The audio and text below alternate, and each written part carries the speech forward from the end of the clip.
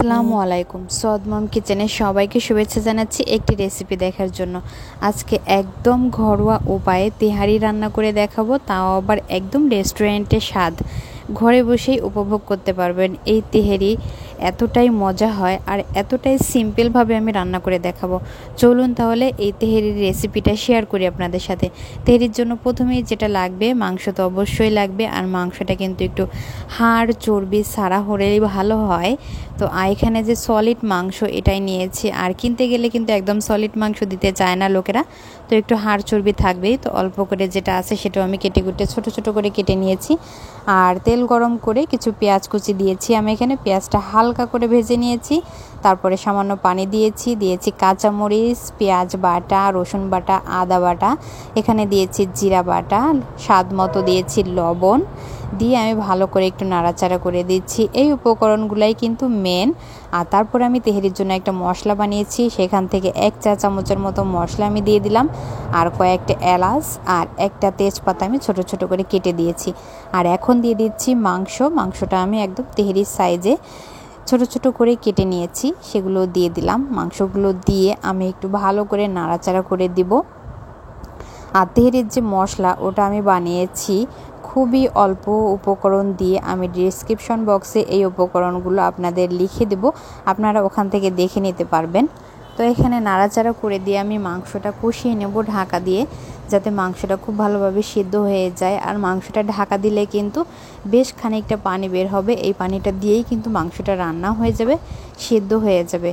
একটা টিপস দিয়ে রাখি, যদি মাংসের ভিতরে অনেক চর্বি থাকে তাহলে কিন্তু তেলের পরিমাণটা একটু কমিয়ে দিতে হবে, তা না হলে কিন্তু তেহারিটা খেতে ভালো লাগবে না, পুরো তেল কাটা লাগবে।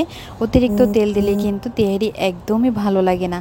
তো এই যে পানি বের হয়েছে মাংস দিয়ে, আমি এর ভিতরে আলু দিয়ে দিলাম। আলুগুলো একটু বড় সাইজের করে কেটে দিয়েছি, আপনারা চাইলে কিন্তু একটু ছোট করে কেটে দিতে পারেন, আবার চাইলে কিন্তু আলু নাও দিতে পারেন। যেহেতু ঘরে ছোট বাচ্চা আছে তাই আলু দিতেই হবে সব কিছুতে। তো এই যে সুন্দর করে আমি কষিয়ে নিয়েছি, মাংসটা কিন্তু সেদ্ধ হয়ে গেছে, ঝোলটা পুরোপুরি টেনে গেছে। আলু মাংস খুব ভালো করে সিদ্ধ করে টানিয়ে এখন এটাকে আমি উঠিয়ে নেব। আর উঠানোর পরে এখান থেকে মাংস আর আলুগুলো আমি বেছে বেছে অন্য একটা পাত্রে তুলে নেব। তুলে নেওয়ার পরে বেশ খানিকটা মশলা এখানে থেকে যাবে। তো এই মশলার ভিতরেই আমি চাল দিব। আমি যেহেতু রাইস কুকারে দমে বসাবো, তো আমি রাইস কুকারে চালটা ধুয়ে দিয়েছি, আর এখানে সেই মশলাগুলো সব দিয়ে দিয়েছি। আর এখানে কাঁচা মরিচ, সামান্য করে তেল দিয়েছি, আর একটু এলাচ দারচিনি এগুলো দিয়ে ভালো করে নাড়াচাড়া করে একটু কষিয়ে তারপর আমি এখানে পানি দিয়ে দিলাম। আমি এখানে 4 কাপ চাল দিয়েছি, তো মেপে আমি 7 কাপ পানি দিয়েছি। 1 কাপ পানি কম দিয়েছি, যেহেতু পোলাওয়ের চাল হতে কিন্তু খুবই কম সময় লাগে। তো রাইস কুকারে বসায় আমি ঢাকনা দিয়ে দিলাম। এখন অপেক্ষা করব পানিটা শুকিয়ে যাওয়া পর্যন্ত। পানিটা যখন এভাবে শুকিয়ে গেছে তখন আমি উপর থেকে মাংসটা ঢেলে দিলাম। মাংস মশলা যা আছে সব কিছু ঢেলে দিয়ে ভালো করে একটু নাড়াচাড়া করে দিতে হবে। আর নাড়াচাড়া করে দিয়ে এটাকে আবারও 10 মিনিট এর জন্য দমে রেখে দিতে হবে। চালটা কিন্তু পুরোপুরি সেদ্ধ হয়ে গেছে, তো 10 মিনিটের জন্য সুন্দর করে আমি এটাকে দমে রেখে দেব।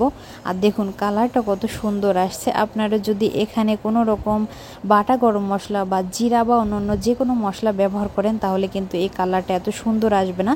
তেহারির কালারটা কিন্তু এরকমই আসে, এর বাড়তি কোনো মশলা দিলে কিন্তু তেহারির কালারটা এত সুন্দর আসবে না, দেখতেও ভালো লাগবে না, আর খেতেও তেমন ভালো লাগবে না। তেহারি কিন্তু খুব সিম্পলভাবেই রান্না করা হয়।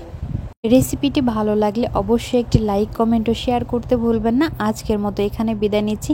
সবাই ভালো থাকবেন, আমাদের জন্য দোয়া করবেন। আল্লাহ হাফেজ।